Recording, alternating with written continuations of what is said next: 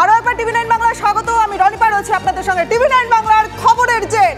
গজলডোবায় সরকারি জমি উদ্ধারে সক্রিয় প্রশাসন। ফের চলল বুলডোজার, ভেঙে গুড়িয়ে দেওয়া হলো তৃণমূল নেতা কৃষ্ণপাল, সুব্রত সাহা এবং বিজেপি নেতা উত্তম রায় সহ মোট ৮টি রিসর্ট। অবৈধভাবে গড়ে তোলা হয়েছে হোটেল এবং রিসর্ট। এই অভিযোগে আগেই ভাঙা হয়েছিল শিলিগুড়ি পৌর নিগমের দাপুটে তৃণমূল কাউন্সিলর রঞ্জনশীল শর্মার রিসর্ট। এরপর রঞ্জনশীল শর্মার অভিযোগ তোলেন বাকি অবৈধ রিসর্টগুলি ভাঙা হচ্ছে না কেন। অবশেষে মঙ্গলবার বিকেলে গজলডোবায় ফের অভিযানে নামে রাজগঞ্জ ব্লক প্রশাসন। বুলডোজার চালিয়ে ভেঙে গুড়িয়ে দেওয়া হয় একের পর এক মোট ৮টি রিসর্ট।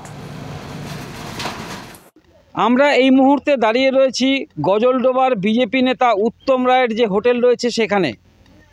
এই যে গতকালকে এখানে পরপর ৮টি রিসর্ট একদম ভেঙে গুড়িয়ে দেওয়া হয় এবং যেটা এইখান থেকে অভিযোগ করা হচ্ছে যে তারা যেহেতু বিজেপি করেন তাই তাদের উপরে প্রতিহিংসামূলক আচরণ নেওয়া হয়েছে সরকারের পক্ষ থেকে। এবং বিডিও এসে এখানে তার যে হোটেল সেই হোটেলকে কিন্তু একদম এইভাবে ভেঙে গুড়িয়ে দেওয়া হয়েছে। অথচ তৃণমূল নেতাদের যে সমস্ত রিসর্টগুলি রয়েছে সেগুলোতে নাকি এই রকমভাবে অত্যাচার চালানো হয়নি, তাদেরও এইভাবে কিন্তু ভাঙচুর করা হয়নি।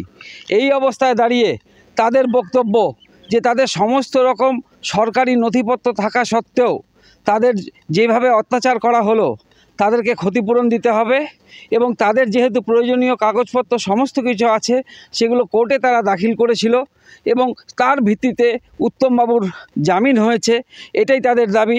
এবং এই মুহূর্তে তাদের এটাই বক্তব্য যে তাদেরকে ক্ষতিপূরণ দিতে হবে। নীলেশ্বর সান্যাল, টিভি9 বাংলা, গজলডোবা। এদিকে বিজেপির অভিযোগ বেছে বেছে তাদের কর্মীদের রিসর্ট ভেঙে গুড়িয়ে দেওয়া হয়েছে। তৃণমূল নেতাদের রিসর্টের শুধুমাত্র গেট ভাঙা হচ্ছে। সব ভেঙে টেঙে দিয়ে গেল বিডিও স্যার এসে।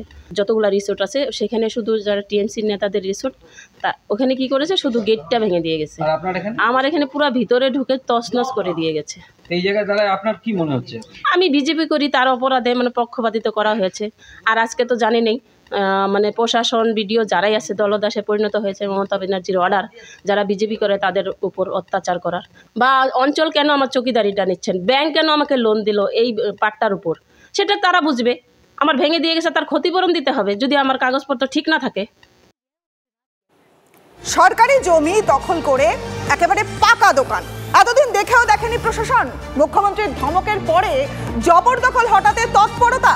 ময়নাগুড়িতে সরকারি জমি উদ্ধার করতে তৎপর ভূমি আধিকারিকরা। ময়নাগুড়ির ট্রাফিক মোড় সংলগ্ন এলাকায় সরকারি জমি দখল করে দোকান। ব্যবসায়ীরা বলছেন আজকের নয় 20 বছর ধরে ব্যবসা চলছে এখানে। ভূমি আধিকারিকরা দোকান বেআইনি চিহ্নিত করতেই পুনর্বাসনের দাবি ব্যবসায়ীদের। আর অন্যদিকে ময়নাগুড়ির দোমোহনী এলাকাতেও পূর্ত দপ্তরের পুকুর বুঝিয়ে পাকা বাড়ি দোকান তৈরির অভিযোগ। জমি তার বলেই দাবি করেন ওই দোকানের মালিক।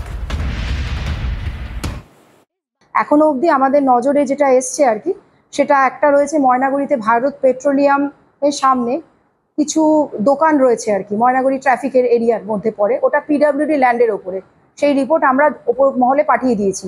আর আরেকটি রয়েছে দোমোহনীতে, সেখানেও কিছু নতুন দোকান হয়েছে, যেটাও আমরা আমার আড়াইরা এনকোয়ারি করে যে রিপোর্টে পেয়েছে সেটাও আমরা অফিসের রেকর্ড ঘেটে দেখেছি, ওটাও পিডব্লিউডি।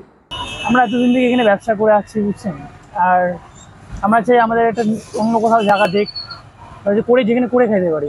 এখান থেকে যা রুজি রোজগার হয় ওই বাল বাচ্চা নিয়ে কোনো রকম করে খাচ্ছি। আমাদের যদি পুনরায় একটা কোনো ব্যবস্থা করে দিতে পারে সরকার থেকে। আপনাদের কি পেপারস আছে? হ্যাঁ, আমাদের পেপারস আছে। আচ্ছা, হ্যাঁ, জমা করেছেন? হ্যাঁ, জমা করেছি। আপনাদের কি ডেকেছিল বা নোটিশ দিয়ে কিছু বলেছে বিএলআরও ময়নাগুড়ি? পেপারস আছে, জমা করেছি। অত্যন্ত ভালো উদ্যোগ এই কারণেই, কারণ আমরা প্রশাসনিকভাবে সুস্থ নাগরিক পরিষেবা এখনকার প্রায় যে হাই টেকনোলজিতে এখন মানুষ শপিং মলমুখী হয়ে গেছে। মানুষগুলো শপিং মলমুখী হচ্ছে, কোনো ঘিঞ্জি জায়গাতে যেতে যাচ্ছে না। তো সেরকমভাবে যদি আমরা এই রাস্তাগুলো যে অকুপেট করে আসে সেগুলো যদি প্রশস্ত করে যদি চলাচল ব্যবস্থাটা, যাতায়াতের ব্যবস্থাটা তো খুব ভালো হয়। তো এটা অত্যন্ত ভালো উদ্যোগ। পয়সা দিলে তৃণমূল কংগ্রেস সব কিছু করতে পারে। সরকারি আধিকারিকরা পয়সার কাছে বিক্রি হয়ে বসে আছে। ভূমি সংস্কার দপ্তর হচ্ছে দুর্নীতির আতুর। 21শে জুলাইয়ের সভার জন্য তৃণমূলেই তোলাবাজির অভিযোগ আলিপুরদুয়ারে তৃণমূল কর্মী এক ব্যবসায়ীর কাছ থেকে মোটা টাকা দাবি করেন তৃণমূলের অঞ্চল সভাপতি। টাকা না দিলে ব্যবসা বন্ধ করে দেওয়ার হুমকি। অভিযোগ, টাকা দিতে রাজি না হওয়ায় ব্যবসায়ীর কারখানার সামনে ঝান্ডা হাতে বিক্ষোভ দেখায় একদল তৃণমূল কর্মী। অভিযোগের প্রমাণস্বরূপ একটি সিসিটিভি ফুটেজও সামনে আনেন ওই ব্যবসায়ী। এবার 21শে জুলাই নিয়ে আমার কাছে অনেক দিন থেকে বিভিন্ন দিক থেকে একটা চাপ সৃষ্টি করে। 21শে জুলাই অনেক লোকজন নিয়ে যেতে হবে, অনেক টাকা পয়সা খরচা বিয়ার করার জন্য একটা অ্যামাউন্ট আমার কাছে মোটা অ্যামাউন্ট চাই, কিন্তু সেই অ্যামাউন্ট আমার পক্ষে দেওয়া সম্ভব না। তপন মণ্ডল মহাশয় ওনার নেতৃত্বে একটা বাহিনী এসে ফ্যাক্টরি কাজ বন্ধ করে দেয় এবং করতে দেয় না, করতে দেবে না।